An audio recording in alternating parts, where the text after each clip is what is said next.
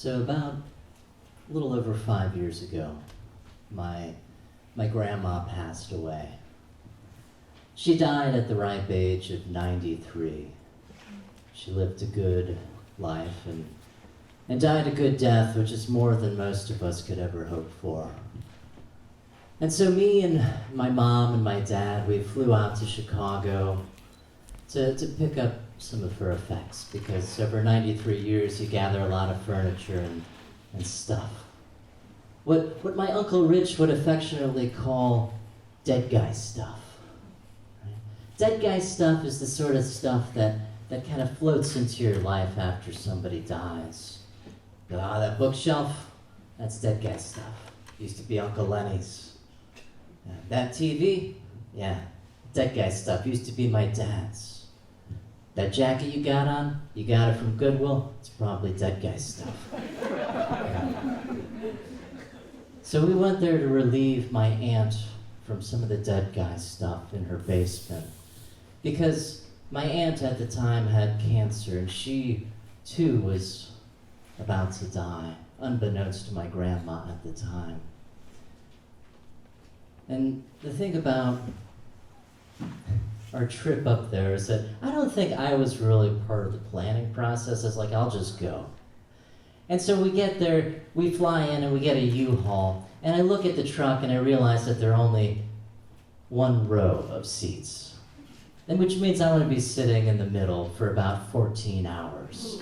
And there's a shifter right in between my legs, and it's bumpy, and it's cold, and there's no radio. I think about reading Moby Dick aloud, but this idea quickly becomes null and void. I'm like, I can't hear over the hum, I can't read with all the bumps in the road. So we sit in silence, which gives us a lot of time to kind of think about what Grandma meant to us. Yeah. So there's one thing that you need to know about me. It's that I'm Lithuanian, and my dad's Lithuanian. And my grandma is even more Lithuanian.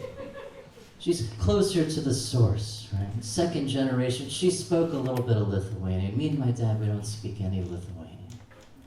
So you can imagine our surprise when at her funeral, the Catholic priest comes out and he starts speaking in Lithuanian.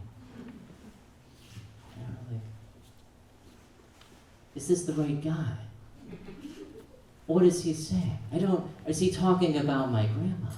It's as though she had passed into a foreign land with a language barrier which happened to be Lithuanian. And we looked at each other and we started to laugh at her funeral.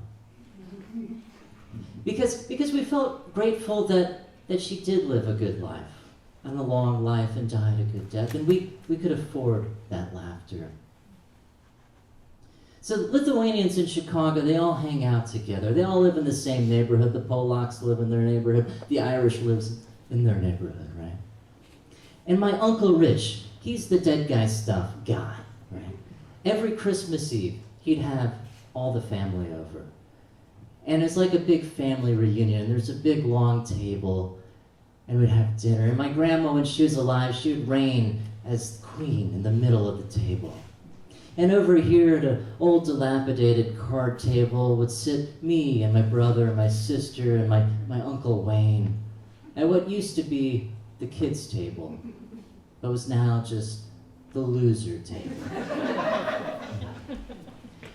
Now at this longer table closer up to my grandma, higher up in the pecking order, was my Uncle Gene.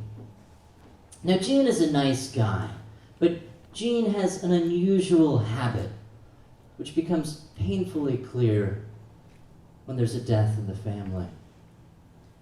Because Gene likes to come to a funeral and bring his camera and take pictures of the dead people. I think it's an old Eastern European thing. You know, they used to keep books of the dead. I like to think that they had big families and bad memory. Is Aunt Evelyn still alive? I don't know. Check the book.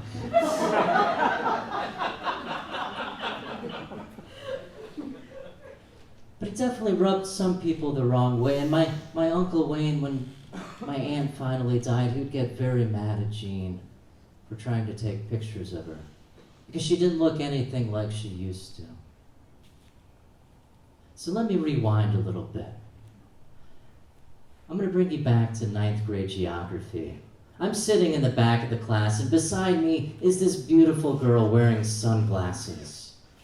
We quickly become friends, and our friendship blossoms into a romance. She is my first love, Jessica Griggs. Christmas comes around, and she says, you know what?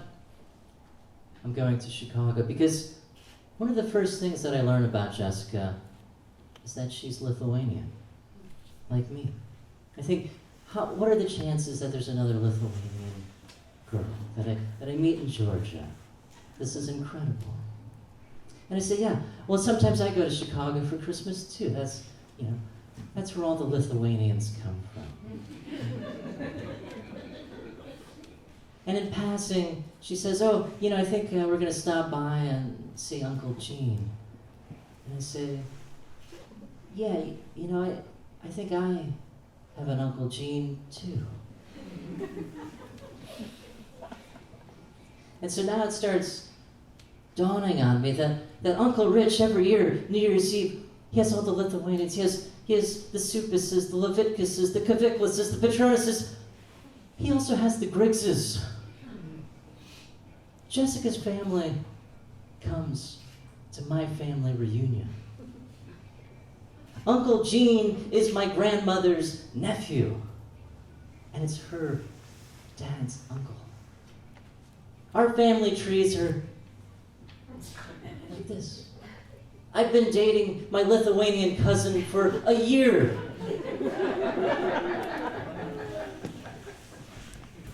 Now I should note, it's through marriage. But at the time, there's a lot of panic.